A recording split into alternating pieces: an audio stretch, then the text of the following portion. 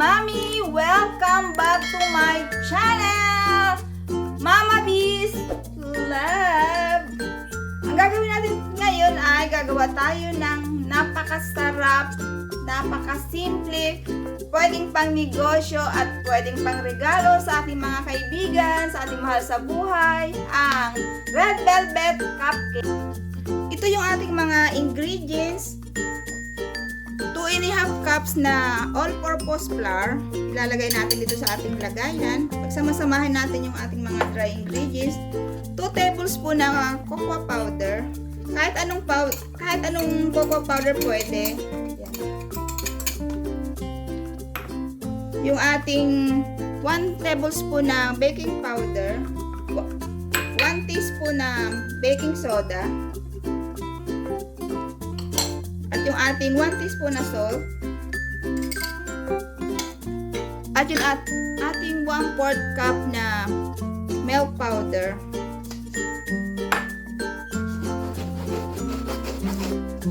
Sasalain lang natin dito para mawala yung mga buko.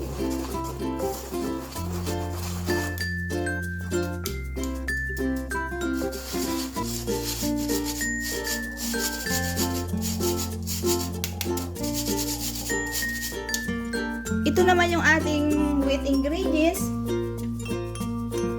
2½ cups na brown sugar.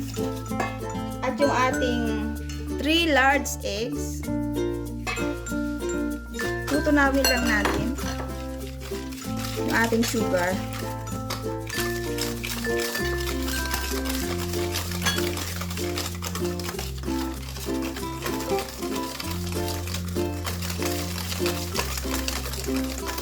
Ilalagay natin ang 1/4 cups na butter. Yung ating 1 cup na evaporated milk. At yung ating 1 tablespoon na vanilla. Yung 1 tablespoon na vinegar, white vinegar. At yung ating 3/4 cup na vegetable oil. Pagsama-samahin lang natin siya dito. At tutunawin natin yung asukal.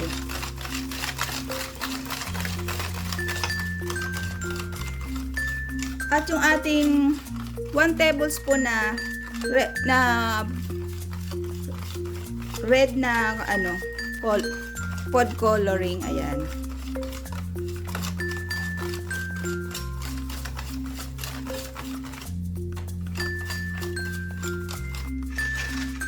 Ihahalo natin yung ating wheat ingredients dito sa ating dry ingredients. Ayan. Hahaluin lang natin hanggang sa mag-combine lahat ng ingredients niya. I-mix lang natin hanggang sa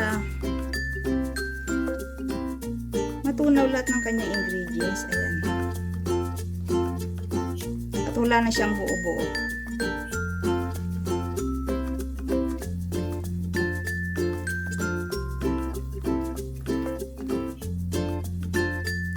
Gagamitan ko lang siya ng hand mixer hanggang sa mawala yung kanyang buo-buo. Ayan. 2 minutes.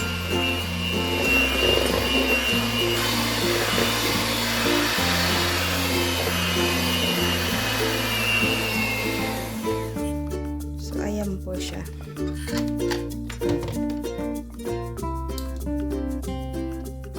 Maglalagay na tayo sa ating cupcake liner. Maglalagay tayo ng 3/4.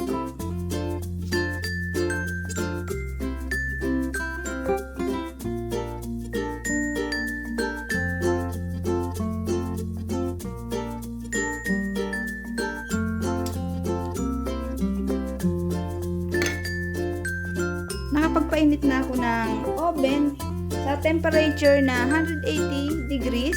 I-bake natin ng 30 minutes hanggang sa maluto. So, babalikan natin. Ayan na yung ating mga cupcakes.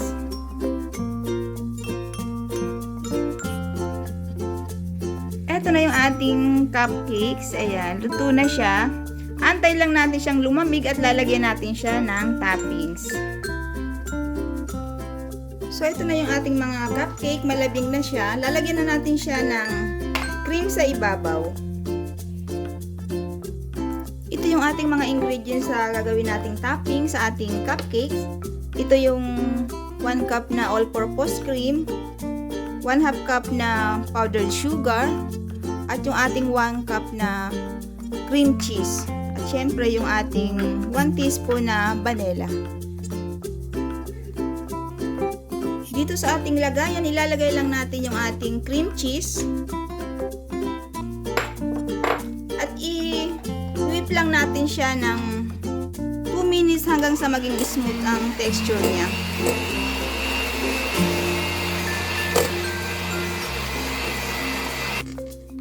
Lalagyan natin sa gitna. At ibubuhos natin yung ating all-purpose cream.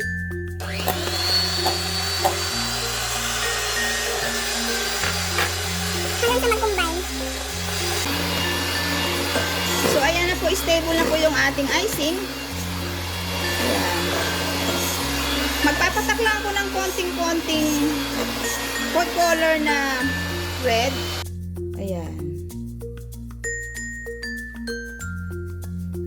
Para match dun sa ating red velvet cupcake.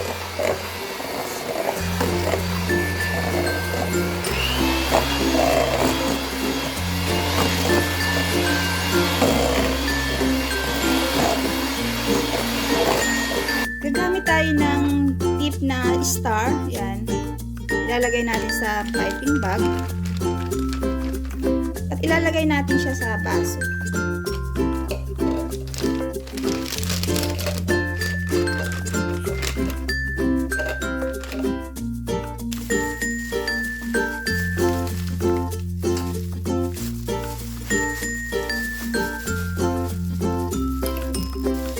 Lalagyan natin ng isa-isa ng icing. Mag-uumpisa tayo dito sa ibabaw, sa gitna.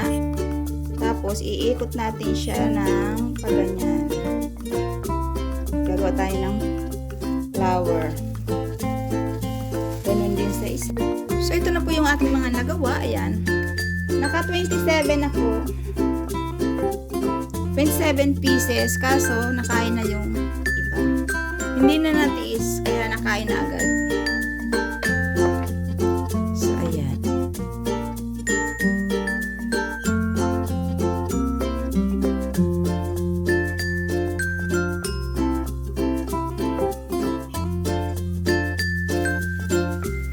Gagamit tayo ng box. Ayan. 9 by 9 by 3. So, ayan. 25 pesos po ang isa nito. So, ang kasya dito ay 9 na cupcake.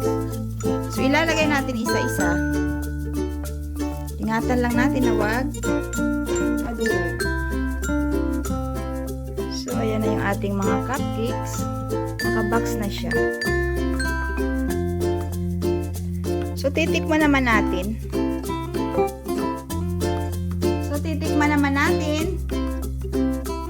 Ayan. Babalatan natin para makita kung gaano ka-moist. Lalagay natin sa platito. Ayan. So, titikman na natin.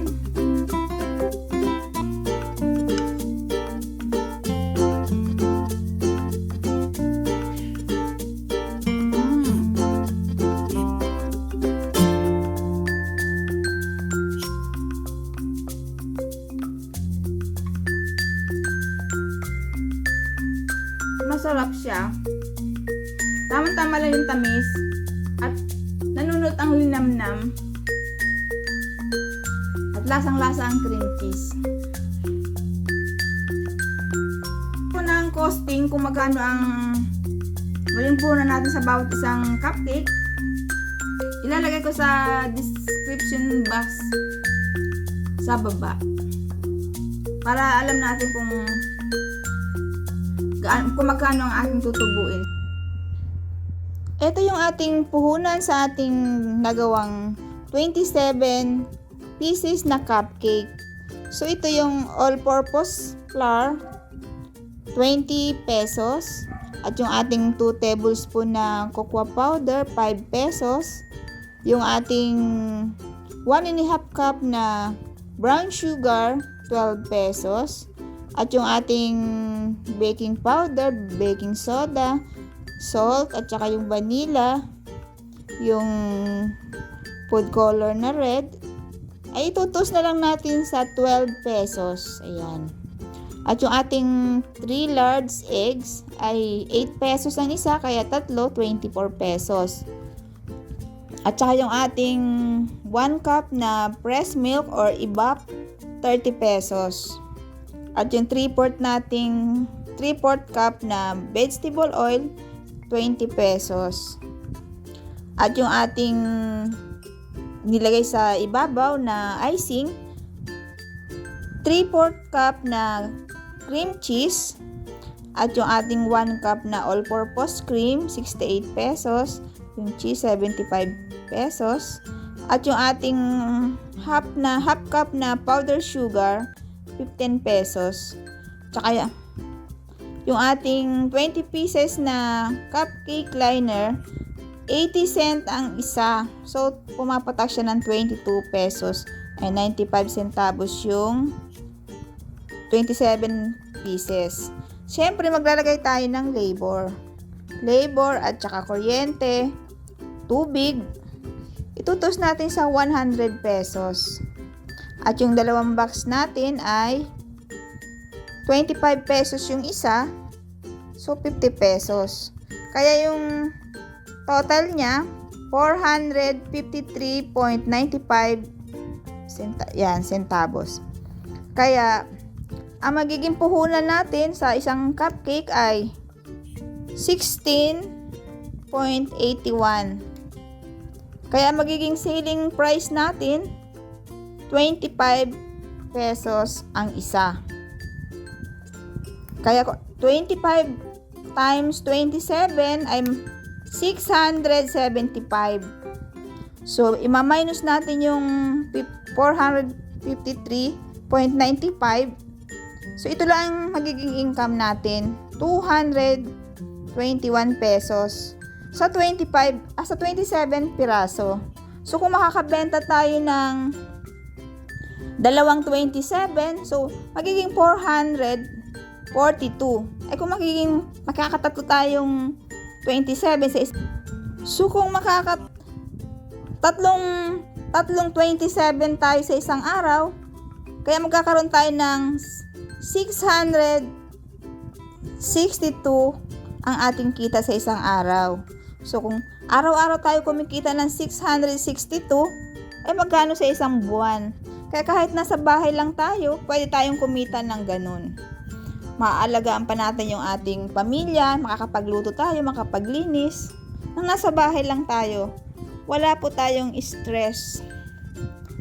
Kaya so, ayan po talaga, magsisipag ka lang, kikita ka talaga kahit nasa bahay ka lang. Bago tayo magtapos, magpapasalamat ako kay Attorney Myra Janina Banyaga sa kanyang free service sa amin. Maraming salamat. God bless you. At syempre, i-shout out ko yung aking mga pinsan sa Australia. Si Lily at saka si Edna. At syempre, yung ang kanyang pamilya, si Joel, si Jonathan, si Joanne, at si Ding. At sa kabilang dako naman ng Australia, babatiin ko si Ate Mila, si Kuya Al, at si Dr. Lab, si Jan. At syempre, ang nag-iisa kong hipag sa US, si Lian Lagamia Esteban. At syempre, yung kanyang esposo, si Ben Esteban. Kumusta kayo? Kumusta kayong lahat? Stay safe. Sana nagustuhan yung aking video. Please like and subscribe, comment and share. Maraming salamat! Bye! Kain tayo! Tuloy natin yung ating pagkain.